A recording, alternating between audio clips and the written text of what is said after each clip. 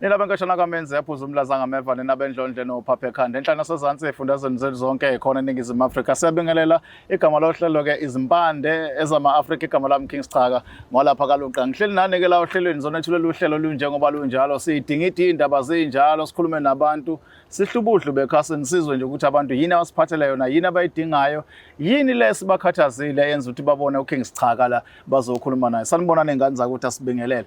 Kodwa before siqale uhlelo lwethu asiqale ngokunikhumbuza noma ngokunichazela noma ngokunabela nalo udaba olusha oqhamukayo. Siyazi ukuthi la kwi-Black Lives ney'nhlelo ey'ningi ukhona usisoke wafika ohlelweni olubizwa ukuthi Love Back ezokhuluma ngezinto ey'thintana nobudlelwane bakhe. Uma ekhuluma-ke lo sisi wakhuluma ngempande noma ngomuthi thizeni awusebenzisa ekutheni abambe umuntu wakhe. Wathi-ke lo muthi usebenza ngokuthi agcabe isingezansi sakhe. Uma ngithi isingezansi la khona naye emfihlakalweni noma ke ngithi ke phansi phakathi impela emlenzeni phakathi nemlenze ngisho njalo wagcaba la achama khona ukuze mayihlangana nomuntu wakhe umuntu wakhe anamathele nomphela angabe sasuka. Wayichaza ke le ndaba, wayichaza nani nizoyikhumbula manje ibona lapha kwi-video i-Love Back. Kodwa ke esize nakhe ukuthi i-pharmacy ye-Black Life isihambe yaguduza yamthola lo mama kuthiwa uyena ogaya le nduku yayiletha la kwi-pharmacy yethu, ukuthi ke uma uyidinga usungayithola khona la kwi-pharmacy yethu ngokusho baka Black Life. Bathi ke uma ngabe uyidinga ukulula nje mawufona noma ubhala message say Team Sichaka bese uyasho ukuthi uyayifuna nawe le nduku. Le nduku ke isebenza ngokuthi uyayigcaba kwisingezansi sakho ukwenzela ukuthi mawuzohlala nomuntu wakho anamathele kuwe, ikakhulukazi njengoba kuyi-period yothando, abantu bebona abantu babo behamba bebuya. Le nduku iyamsiza ukuthi umuntu wakho ahlale ne kuwena ngokomyalo ke we-pharmacy yakwi-Black Life. Uthi nje Team Sichaka bese uyakwazi ukudlulisa umyalezo. Nansi into ofuna uyenze, induku le izobiza imali engango-R600 mangabe uyayidinga, either useLimpopo noma use-Cape Town noma ukephi, iyakhoriyeka kule mali osuke uyikhokhile. Kunemali yokukhoriya khona lapho phakathi. Mangabe uyayifuna ke le nduku sebenzisa ingcingo zethu ekhona ze-pharmacy yethu, uthi Team Sichaka noma ubhale message Team Sichaka nayi into engize ngayo la, ngifuna induku ukuthi nokuthi bazokuphendula ke e-office le-Black Life bakuchazele konke ocabanga ukuthi ushoda ngakho. Kodwa ngisiza ngakho ke ungabi nemibuzo eminingi mangabe mhlambe ukhona oshoda ngakho. Njengoba ngikutshela njengamanje ukuthi imali u-R600 bese ke kuba yileyo nduku ke ngendlela esebenza ngayo, sebezokuchazela konke ukuthi isebenza kanjani. Okwakho nje ukuthi ushayele le number bese uyayithola into yakho injengoba injani noma ngabe kuthiwa ukuphi neNingizimu Afrika. Alright, asikena ohlelweni ke sizwe ukuthi namhlanje kuyimpande zama-Afrika sizokhuluma ngani. Ngike ngasho igama lami King Sichaka ngokaLuqa. Sabona sisi. Yebo njani bhuti? Siyaphila njani? Ngiyaphila nami. Ngana kwethu. Ubani lo? Mina ngihlala eMlazi kwaViyi. Alright, ukhulele khona lapha eMlazi? Yebo ngikhulele khona kodwa sinawo amakhaya aseshowe. Sikhule eMlazi siba 4 no osesibama bawu2 nobobhuti bama bawu2 mase kuba yimina omdala nengane zami eziwu3. Shuthi ke besihlala nogogo nomama, shuthi umama washona sasala nogogo sakhulisa ugogo. Sikhule nje somndeni oright ongenankinga. Khona lapha eshowe? No, eMlazi eshowe siyavakasha mangabe kwama-holiday ogodi no Christmas, kodwa nje simningi kakhulu eMlazi. La eMlazi ila khona nogogo la eMlazi? Yebo. Alright. Angibuyisele back sisi ngoba mina ngithi angikhulanga nawe. Angazi ukuthi ebusheni bakho emntombeni bakho bekhamba kanjani esikoleni, bekwenzakalani, ubumuntu obright esikoleni noma? Ya, bengumuntu nje ohlaniphile, alright, nginabangani abaningi ke besihlezi kodwa abantu nje abama-party izinto eziningi kanjalo ngoba ekhaya besabantu nje aba-right, ugogo ube-right, bewumelaphi wendabuko nje, abantu bebehlezi begcwele nemali-ke nasihlezi sinayo. Hayibo. Awu, besizenzela nje imali beyithi thina. Nje besabantu besihamba nabangani, kumnandi. Yeah, ku-right empilweni. Mawuthi imali bekuyinto eninayo like esikoleni bethu kuphatha imali. Bo R10, R5, Thina sikhule siphatha amashumi. Kuyimali enkulu encane nayo. nje. Ncane. Imali encane kabi leyo. Siphatha la ko 3-4 ngosuku nje awu. Abangani nje bebengasayiphathi imali. Bayazi mini bless zobanikeza. Hayi kuyacaca lesho into benihola inqolo nisebancane. Lutho ugogo nje bewumuntu nje onemali kakhulu. Yeah. So sithathe ke sisibeke ekuthenini ke nakhula ke nikhula kulo mbuso. Ngiyacabanga ukuthi ne-boyfriend yakho nje bengayazi into ekuthiwa i-girlfriend allowance ifuna. Bandla. Bengimnikeza nje imali bekhala nje. Ethi nje idatha awu kwafona eyiphatha ngosami wayethengelwe yimini. Bye. So wafunda ke sisi ngoba ikhona imali wagcina uyile varsity uyile kwezinye wenza njani? Ngafunda ngagcina grade 12 awanje imali mangabe iningi awusibona nesidingo sokuthi uqhubeke nje ufike phambili uzokwenzani waphela imali nje into ekhona ekhaya. So nje ngafunda ngagcina grade 12 ngase ke ngiba umuntu osekhaya ke. Alright. Sinabele dadewethu story zengaso la namhlanje from eqaleni uze kuyophuma egcineni sengithule mina ngizozwa ngayo. Shuthi ke uDomi inkinga yami ila shuthi ugogo somuntu sowadlula emhlabeni. Kushuthi kuthe nje esikhathini esidlule waba umuntu ongathi ubabuthaka. Shuthi ke kuthi ngelinye ilanga mase kufika omunye nje ubaba oyinyanga. Njengoba nayo ugogo vele bewumelaphi. Ngabe efika ke lo muntu ke base bayangena ke endlini. Kube ukuthi ke kuthiwa thina siphume ke njengezingane esemnyango saphuma ke. Hayi bahlala ke bayavala nje isikhathi eside asazi ukuthi babekhuluma ngani. Ke shuthi ke mase yahamba ke inyanga. Kuthe ngaphela isikhashana nje ugogo wasebe umuntu odlulayo. Mangabe edlula ugogo wase yaphinde yafika lenyanga nje ngaphela isikhathi nje ngalo lo suku eshona ngalo yafika lo nyanga. Mayifika ke lenyanga ethi akuphume wonke umuntu ke kusale mina ngimdala enganeni zasekhaya. Kusale mina ke naye ugogo naye inyanga le mangabe isale inyanga mase ithi inyanga ugogo bewumuntu othwele nje manje besinemali eningi nje la ekhaya ingasweleki imali nogogo naye right. Hayibo. Mase yathi ke lenyanga ugogo wathi uma ngabe edlula emhlabeni kufanele ukuthi kucatshe ugogo uma ngabe seshonile mase kucatsha nami ukuze kuzokwazi ukuthi kudlule lesithwalo ke lesi ugogo ayithwele naso ukuze sikwazi ukuqhubeka sibe rich. Hayi ke shuthi ke akuba kwangithusa ke lokho ukuthi awu kanti la ekhaya bekuthwele yabo usinto isihlezi sizwe ngeindaba zokuthwala kube izinto esizibukela kude. Shuthi ke inyanga yasiyachaza ukuthi if ukuthi angikwenzi lokho sizoba nenkinga njengoba nje somndeni la ekhaya nje umgogo esihambile shuthi mangabe singavumi ngingavumi lento izobe sekuyaphela konke nale mali esinayo izobe siyaphela. Shuthi ke ngabona kumphoqo ukuthi ke ngivumeke. Aseke kwagcatshwa ugogo ke nami ngase ngagcwaba ke. So impilo yabamnandi yabamnandi ubhuti wami unekhwantama athatha ngalingane ngamthengela lona oluthatha ingane zesikole umalume omunye unesitolo nje esikhulu naye ngamvulela isitolo sokuthi adayise mase uthi osisi bamike bane laundry abasebenza kuyona bo2 ba right nje empilweni nami nje ngi right empilweni anginankinga ngiswele lutho. Manje na ke kunenkinga ke manje esibhekana nayo. Manje inkinga imali yakho. Ugogo manje uyafika ngephupha ngisakalala ngisho ebusuku. Uyafika ugogo ebusuku athi kumele manje ngithwale ngezingane zami njengoba bengishilo ukuthi ningane ezo3. Thwala ngezingane zakho? Yebo. Kusho nasemgogo lo wagcatshwa ngegazi lakhe? Yebo, yempela lo othi manje kumele ngithwale ngegazi lengane zami ngoba manje ingane zami zona zisa-fresh ayakabi nasono nje zisa right nanokuthi igazi lakhe ugogo selithanda u-expire so sekumele kutholakala elisha eli-fresh elizoqhubeka isikhathi eside mina nomndeni wami ukuze sikwazi ukuqhubeka sibe right. kunzima ngisho ukulala ebusuku. Sengiyaqasha ngisho ebusuku manje ngisaba ukuthi uma ngike ngazumeka nje nangu uzofika ugogo.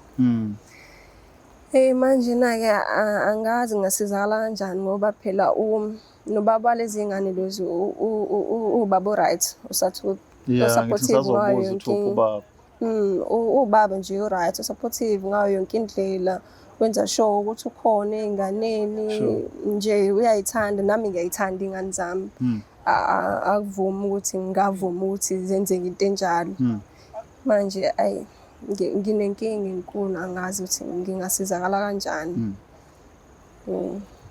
Now awungitshele kubudlalana bakho naye ubaba wengane obusuthe fahla lento njengoba sifika kuthiwa iy'ngane ke manje sekufuneka zona ukuthi iqinise isithwalo sasekhaya.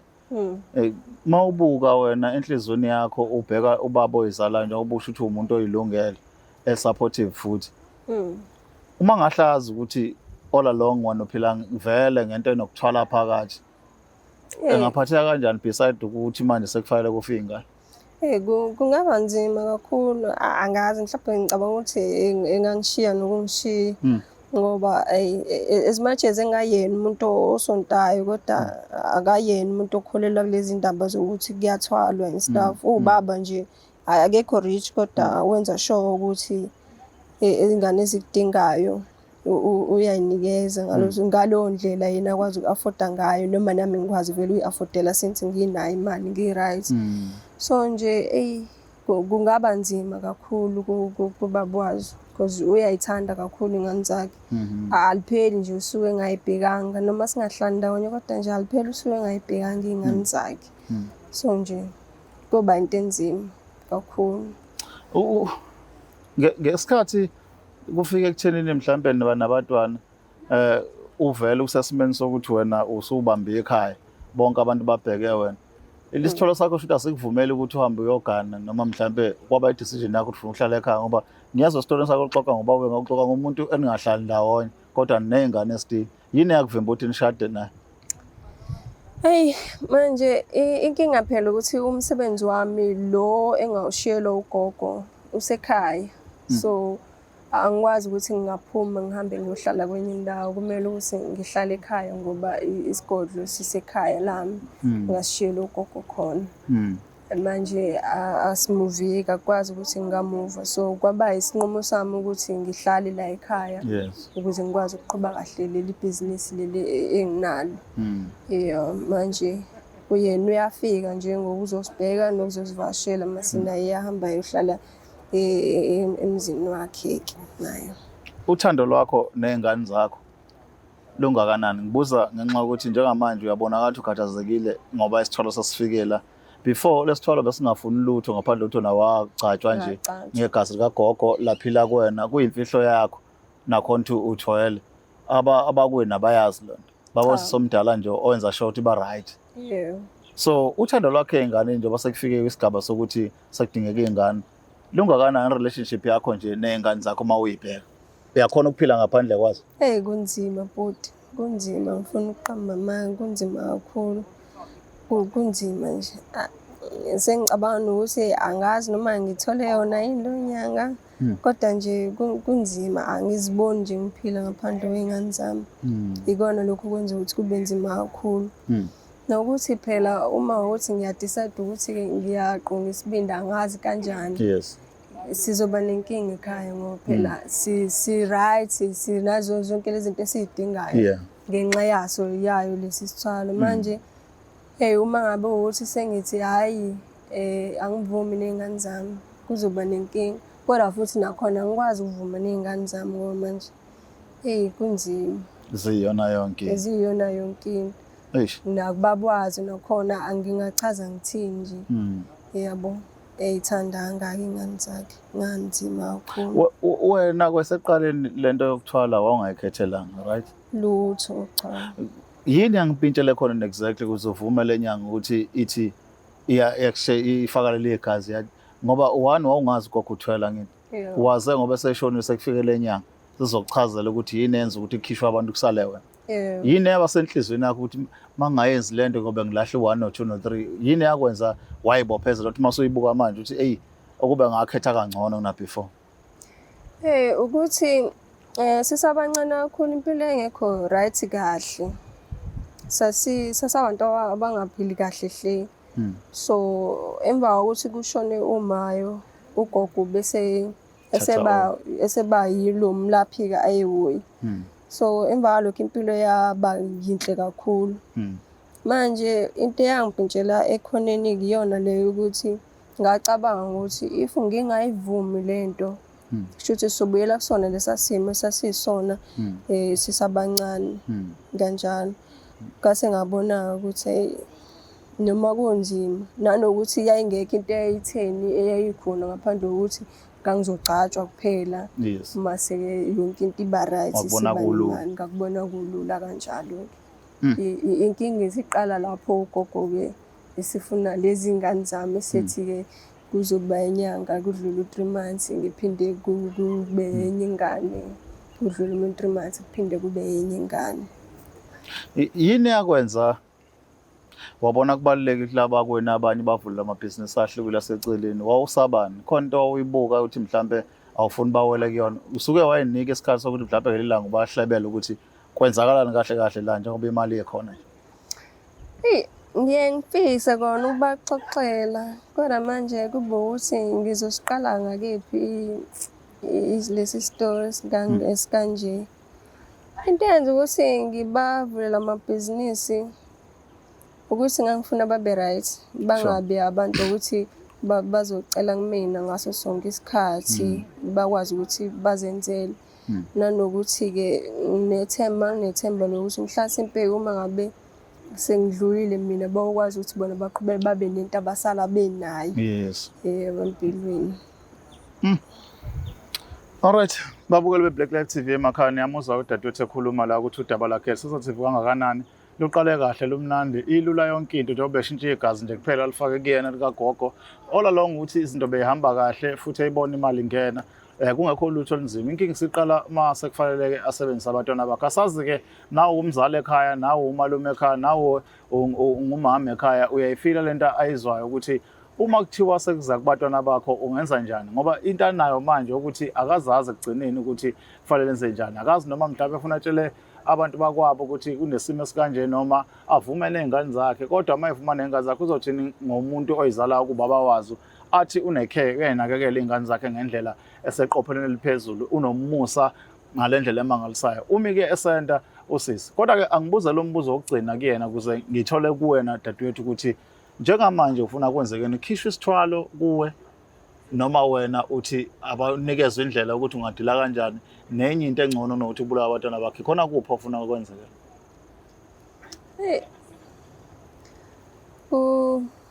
Uthanda ukuba nzima.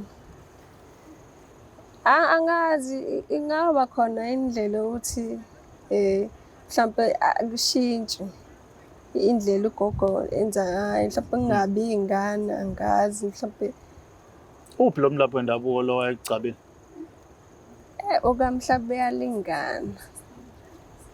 Ubaba uhlala kaMhlaba uyalingana kodwa nje awukhona ukumthola ukuthi umbuze yena ukuthi angekwazi ukwenza imizamo? Ngizamile wathi ayikho enye indlela engenziwa ngayo ngaphandle kokuthi ngenze lento ugogo ayishoyo ngale kwalokho solahlekelwa yikona konke. Sure. Alright. Asibonga mntwana Sithemba ukuthi mhlambe lukhona usizo ozolithola ukwazi nawe ukuthi ubuyele esimeni uphile. Kodwa kungayigolozela into oyifice emhlabeni ongeke uzohambe nayo. Ulahla abantwana bakho bangazi mhlawumbe kunodokotela la, mhlawumbe kunothisha la, mhlawumbe kunopresident phatho lezi ngane zakho. You'll never know. Kodwa-ke angisho lutho i-decision yakho esingakusho thina njenge-Black Life. So losiqhubeka sinqanqa usizo kunoma yibuphi abantu abangasiza ukuze ukwazi nawe ukuphula ukundlela le nkinga othi ubhekene nayo. Ngabonga kakhulu. Babukele Black Life TV, igama lohlelo-ke izimpande zama-Afrika. Ungakhohlwa i-Team Sichaka mawufuna induku yethu le ngike ngakhuluma ngayo before okuthiwa-ke isetshenziswa ukuthi ugcabe esingezansi sakho ukuze umuntu wakho omthandayo nomdingayo namathele kuwena angasuki. Le nduku-ke siyatholakala e-pharmacy yethu, uyashaya khona ithengwa ngo-600 ukuhlanganisa nemali yeKorea. Wherever you are uyakwazi ukuyithola. Uma uyidinga Tim Sichaka imessage yakho Tim Sichaka, noma ufona Tim Sichaka, noma ubhala imessage noma ubhala i-email Tim Sichaka, bese uyayithola induku yakho njengoba injalo. Asiphinde sibonana ku-episode elandelayo. Kwamanje nisale kahle.